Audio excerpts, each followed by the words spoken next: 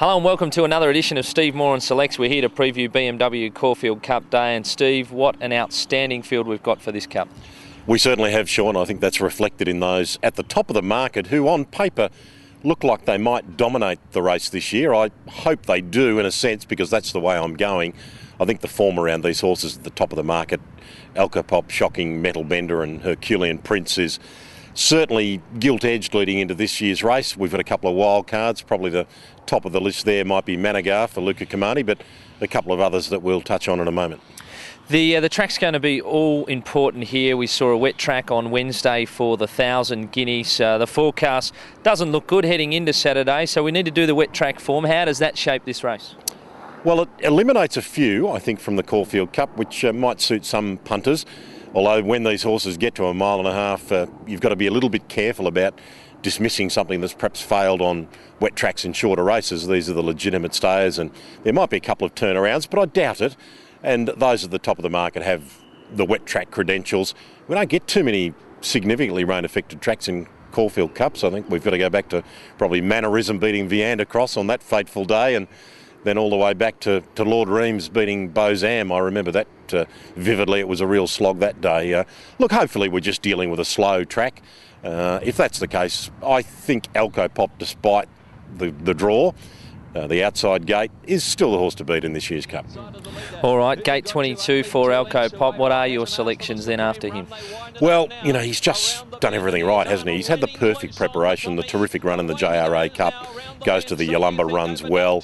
I know some people might say, well, if Hooper got you had a flat day, that's a little flattering, but that's all you would expect a 2,400 metre horse going into a major handicap to do behind the best horse in the country. You know, he meets Shocking 5.5 kilos better from the Herbert Power last year. He's responded well to Mark Zara. I like him a lot. Ahead of Herculean Prince, seeking to emulate Torquay and Railings, of course, to go from the Metropolitan to win this race. And in the last 3 years, the Metropolitan winner hasn't run.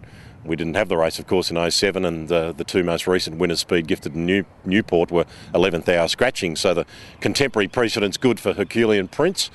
The contemporary precedent's pretty good for Shocking as well. Viewed won the Cup last year with 57 after winning the Melbourne Cup. The Shocking attempts to do the same thing.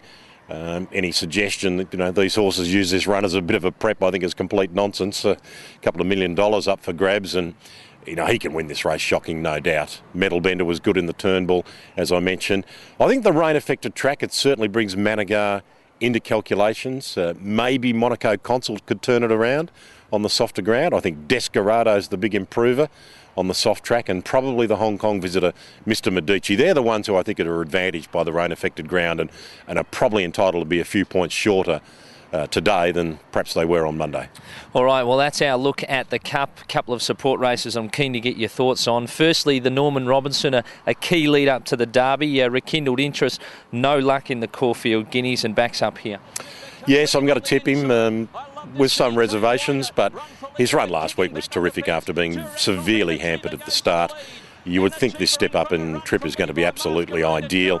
Not many horses back up from the Guineas and have a crack at this race. One of the most recent was Pillar of Hercules, who did win it, coming off a sixth in the Caulfield Guineas.